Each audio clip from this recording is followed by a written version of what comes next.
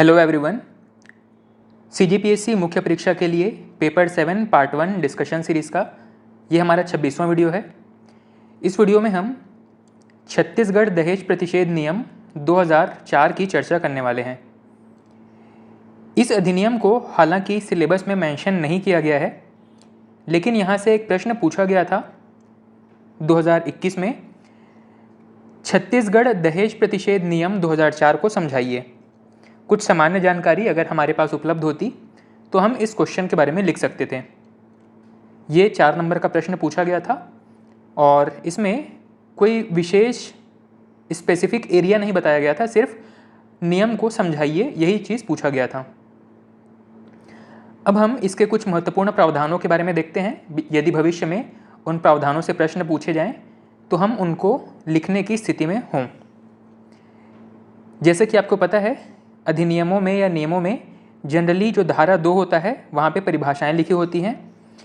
उसी प्रकार से यहाँ भी धारा 2 में, इस नियम की धारा 2 में परिभाषाएं दी गई हैं। इसमें कई प्रकार की परिभाषाएं हैं, जिसमें से एक परिभाषा है जो कि हमारे लिए महत्वपूर्ण है। धारा 2 में यहाँ पे एक परिभाषा दिया गया है, दहेज प्रतिषेध अधिकारी। इसमें हमें एक तो दहेज प्रतिषेध अधिकारी के बारे में जानना है और एक मुख्य दहेज प्रतिषेध अधिकारी के बारे में।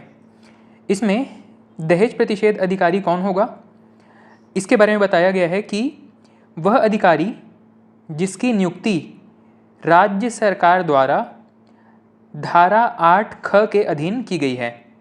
मतलब धारा 8 में कुछ ऐसे उपबंध दिए गए हैं जिसके अधीन अगर किसी व्यक्ति को राज्य सरकार द्वारा नियुक्त किया जाए इस पद के लिए, किस पद के लिए, दहेज प्रतिषेध अधिकारी के रूप में, तो वह सरकारी अधिकारी दहेज प्रतिषेध अधिकारी के रूप में जाना जाएगा। इसके अलावा मुख्य दहेज प्रतिषेध अधिकारी, इसकी भी परिभाषा धारा 2 में दी गई है। मुख्य दहेज प्रतिषेध अधिकारी का मतलब होगा वह अधिकारी जिसे इस नियम के अधीन, 2004 का जो दहेज प्रतिषेध अधिनियम है, नियम है, इसके अधीन अगर किसी व्यक्ति को राज्य सरकार द्वारा यह दायित्व सौंपा गया है, मुख्य दहेज प्रतिषेध अधिकारी के रूप में दायित्व सौंपा गया है, तो उसे ही मुख्य दहेज प्रतिषेध अधिकारी कहा जाएगा। मतलब सरकार में यह कोई अलग से पद नहीं है। सरकार चाहे तो किसी वर्तमान कार्यरत सरकारी अधिकारी या कर्मचारी को मुख्य दहेज प्रतिषेध अधिकारी या दहेज प्रतिषेध अधिकारी के रूप में नियुक्त कर सकता है। ठीक, नेक्स्ट हम चलते हैं धारा नंबर 4 की तरफ। धारा नंबर 3 में क्या दिया गया है? 2 में तो परिभाषाएं थी, धारा 3 में दहेज प्रतिषेध अधिकारी की अधिकार क्षेत्र के बारे में दिया गया है कि उसका अधिकार क्षेत्र कहाँ तक होगा। हमारे लिए जो महत्वपूर्ण है वो है धारा नंबर 4। धारा 4 में बताया गया है शिकायत करने की प्रक्रिया। अब क्योंकि हम दहेज प्रतिषेध नियम के बारे में पढ़ रहे हैं तो सामान्य सी बात है, इसमें दहेज संबंधी शिकायतों की ही बात की गई है और उसके प्रक्रिया संबंधी बातों पर चर्चा किया गया होगा। इसमें ये बताया गया है कि दहेज के मामले में कौन व्यक्ति शिकायत कर सकता है। इसमें यह बताया गया है कि कोई व्यक्ति जिसके संज्ञान में ऐसा कोई मामला आया है, वह व्यक्ति या जिस व्यक्ति को इस दहेज कानून के अंतर्गत पीड़ित माना गया है। पीड़ित मानने का मतलब है कि वह महिला जिसको दहेज प्रताड़ना सहना पड़ा है। ठीक है, तो यहाँ पे पहला कि कोई ऐसा व्यक्ति जिसके संज्ञान में आया है, दूसरा कोई ऐसा व्यक्ति जो स्वयं पीड़ित है, तीसरा यदि किसी पीड़ित के माता पिता चाहें तो वह भी कंप्लेन कर सकते हैं, या कोई ऐसा संगठन जो दहेज संबंधी समस्याओं के निवारण के लिए कार्यरत है, कोई एनजीओ हो गया, कोई संस्था हो गई, वो सभी इस अधिनियम की धारा 4 के अधीन शिकायत कर सकते हैं। ठीक, तो इसमें क्या क्या बताया गया है कि कोई व्यथित व्यक्ति या कोई माता पिता या कोई पीड़ित व्यक्ति के अन्य संबंधी, यहाँ पे अन्य संबंधियों के बारे में बताया गया है कि माता पिता के अलावा भी कोई दूसरे सगे संबंधी हो सकते हैं जो शिकायत कर सकते हैं, या कोई मान्यता प्राप्त कल्याण संस्था या संगठन, ऐसे कोई भी व्यक्ति या संस्था सीधे ही अधिकारी के पास जाके या डाक के माध्यम से पोस्ट के रूप में या लेटर भेज करके दहेज प्रतिषेध अधिकारी को शिकायत कर सकते हैं। ठीक, और ध्यान रखेंगे कि यह जो शिकायत है वो लिखित में होनी चाहिए। ठीक है, क्योंकि लिखित डॉक्यूमेंट्स का ही रिकॉर्ड होता है, उसी के आधार पर कार्रवाई की जाएगी। मौखिक बातों को वैल्यू नहीं दिया जाएगा। अगला है धारा नंबर 5। धारा 5 में बताया गया है दहेज प्रतिषेध अधिकारी के कार्य।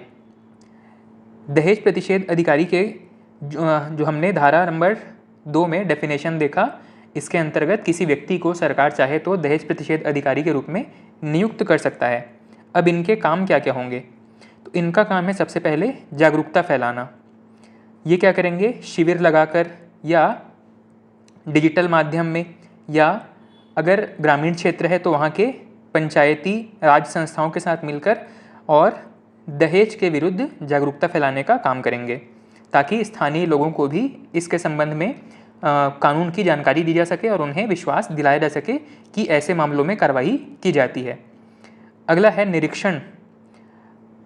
इस अधिनियम या नियम के अंतर्गत कोई उल्लंघन हुआ है या शिकायत मिली है तो उसको तुरंत निरीक्षण करना और उसकी जांच करना, यह भी दहेज प्रतिषेध अधिकारी के कार्य होंगे।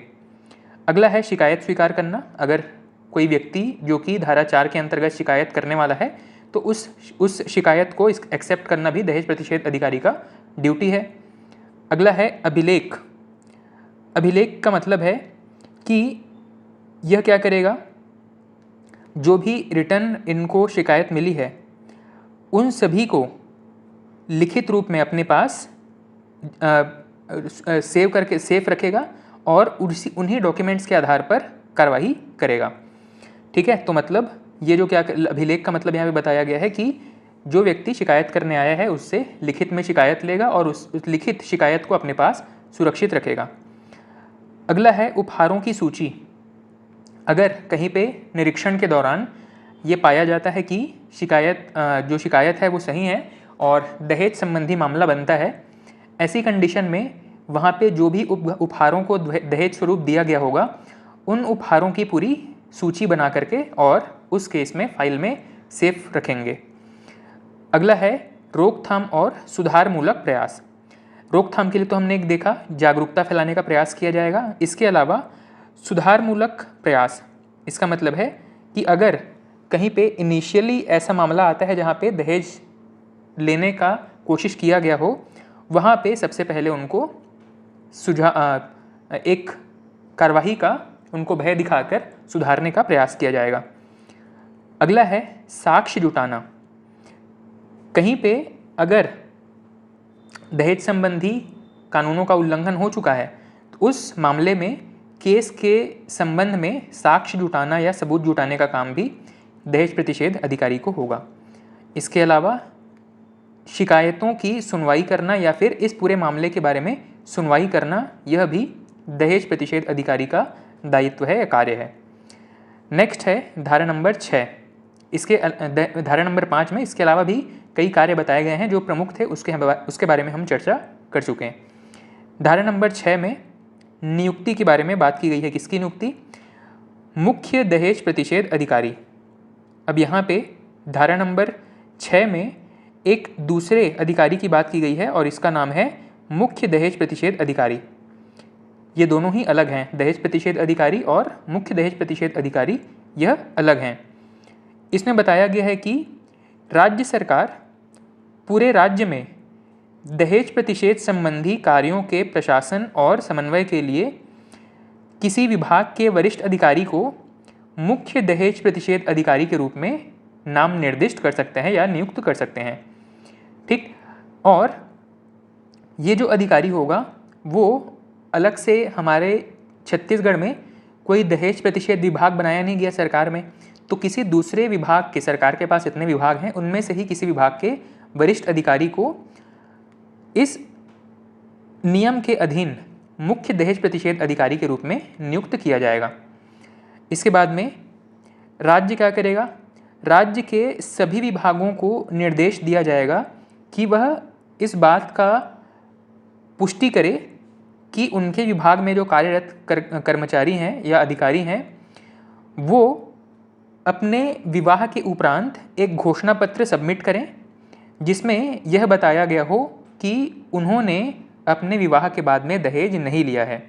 ठीक, इस वरिष्ठ अधिकारी के पास क्या करेंगे, ये जो है सभी विभागों के लिए एक निर्देश जारी करेगा जिसमें ये बताया जाएगा कि सभी कर्मचारी अपने विवाह से संबंधित या विवाह के बाद में एक घोषणा पत्र देंगे, एक एफिडेविट देंगे जिसमें वो घोषित करेंगे कि उन्होंने किसी प्रकार का दहेज नहीं लिया है अपने विवाह के दौरान।